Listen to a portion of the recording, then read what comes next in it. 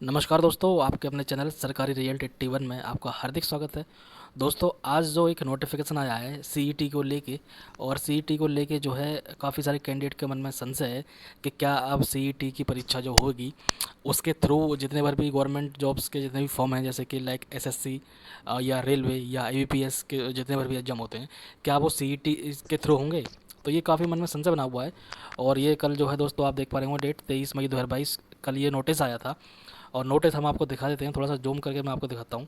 आप यहाँ पर देख पा रहे होंगे नीति आयोग की तरफ से 23 मई को जो नोटिस आया वो ये है कि with reference to order this against sub order and the subsequent committed setup based on the guidelines as prescribed by the government of India and published order dated 21 February 2021, the committee likes the highlight that the first edition of the common eligibility test will be conducted। ये आपका जो है पहला first edition होने जा रहा है CET common eligibility test का, और will be conducted in third quarter means October to December of financial year 2022-23। तो ये जो है सीईटी को लेकर के अधिसूचना जारी हुई है। और जैसा कि आगे उन्होंने बताया भी है कि as published earlier the examination will be a single tier examination to be eligible for tier 2 or means exam of the concerned recruitment body. The committee recommends that the result of CET with the candidates percentile score and rank should be published within 6 months। तो ये मान के चलिए, अगर आपका ये CET का exam होता है जो है आपका अक्टूबर से लेकर दिसंबर तक, तो इसमें उन्होंने क्लियर मेंशन किया हुआ है कि जो with candidates percentile score and rank should be published with in 6 month of the examination. तो ये लगभग लगभग 6 महीने का टाइम खुद ही बोल रहे हैं कि 6 महीने के अंतर्गत आपको जो है कैंडिडेट का जो है स्कोर और परसेंटाइल और रैंक जो भी रहेगा वो 6 महीने के अंदर अंदर जारी करी जाएगी। बात आगे करें तो उन्होंने बताया the mode of examination will be decided based on the number of applicant. Application के ऊपर आएगा, ये डिपेंड होगा कि एग्जामिनेशन का मोड कैसा रखा जाए, ऑनलाइन या ऑफलाइन, जो भी उनका मोड रहा हो उसके रिगार्डिंग। इसमें उन्होंने तीन रिक्रूटमेंट बॉडीज़ के रिगार्डिंग ज़्यादा बात की है कि as 3 recruitment bodies will be amalgamated staff selection commission, यानी पहला तो है दोस्तों आपका एसएससी का, सेकंड है इनका रेलवे रिक्रूटमेंट बोर्ड यानी आरआरबी दूसरा, और तीसरा इनका है आईबीपीएस, यानी जो आपके बैंकिंग के जितने बड़े एग्जाम होते हैं क्लरिकल कैडर के या प्रोबेशनरी ऑफिसर पीओ कैडर के या स्पेशलिस्ट ऑफिसर के, या आईबीपीएस कराता है बैंकिंग सेक्टर के लिए। बाकी एसएससी और रेलवे दो ये और हैं। तो इन तीन पर इनका फोकस ज़्यादा है, और उन्होंने क्लियर भी कहा है कि as 3 recruitment bodies will be amalgamated staff selection commission railway recruitment board and IBPS. The test pattern will consist of, जो इनका सीईटी का एग्जाम होगा उसमें यह है कि पहला तो उन्होंने रखा है बेसिक एप्टीट्यूड यानी मैथमेटिक्स, सेकंड है test of reasoning verbal ability, third है general science and general knowledge as part A of paper, ये पार्ट ए होगा पेपर का। The committee recommends a future further part B of paper which will test candidates psychology and response to certain situations qualifying in nature yet mandatory for final appointment.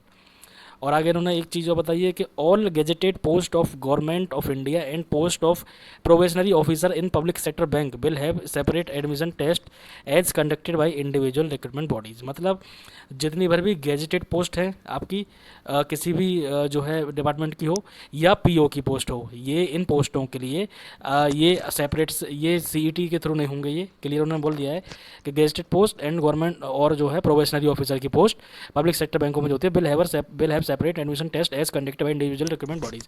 जैसे अगर IBPS कराता है PO का exam, तो PO का exam जो है वो आईबीपीएस ही कराएगा, उसका सीईटी से कोई लेना देना नहीं है। सीईटी सिर्फ आपका क्लरिकल कैडर तक वर्क करेगा, और अगर कोई गेजेटेड ऑफिसर की पोस्ट निकली है तो वो भी सीईटी के थ्रू नहीं होगी, वो पार्टिकुलर वही डिपार्टमेंट कराएगा जो डिपार्टमेंट अब तक कराता हुआ आ रहा है।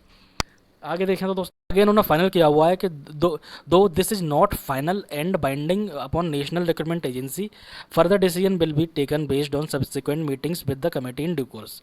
तो दोस्तों लोगों के मन में, कैंडिडेट के मन में डाउट है कि अब आने वाला आईबीपीएस के थ्रू जो वैकेंसी आएंगी आईबीपीएस की, उसमें जो है आपका क्लरिकल कैडर रहने वाला है नेशनल बैंकों वाला, या आरआरबी क्लर्क जो रीजनल डेवलपमेंट बैंक का रहने वाला है क्लरिकल कैडर का, या इसके अलावा एसएससी में स्टेनोग्राफर की वैकेंसी आएंगी आगे चल के उसमें भी, या आगे और भी जो वैकेंसी हैं उनका क्या जो है वो क्या सीईटी के थ्रू होंगी। तो दोस्तों मैं उन सबको ये क्लियर कर देना चाहता हूँ, जैसा कि इसमें उन्होंने डेट मेंशन की हुई है कि जो एग्ज़ाम है आपका वो अक्टूबर से दिसंबर तक रहने वाला है।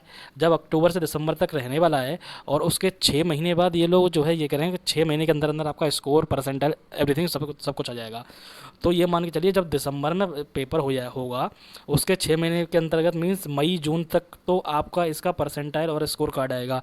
तो ये मान के चलिए कि 2023 मई जून 2023 तक जो भी वैकेंसी आएंगी वो कोई भी सीईटी के थ्रू नहीं होने वाली है। तो इसलिए आप निश्चिंत हो जाइए। क्यों? क्योंकि जब जो है एग्ज़ाम होगा, सीईटी का स्कोर कार्ड आएगा, तभी तो भाई कैंडिडेट अगर कोई फॉर्म भरेगा तभी तो सीईटी की डिटेल भरेगा कि हमने ये रजिस्ट्रेशन नंबर ये है, हमारी रैंक कितनी है। लेकिन ऐसा कुछ नहीं है। क्यों? क्योंकि जब सीईटी का स्कोर कार्ड ही नहीं आएगा और जो है ना ही आपका रैंक आएगी, तो आप फिल क्या करेंगे, या वो पार्टिकुलर बॉडी क्या फिल कराएगी जो फॉर्म फिल करवाएगी। इसलिए ये आप बिल्कुल निश्चिंत हो जाएं, टेंशन ना लें।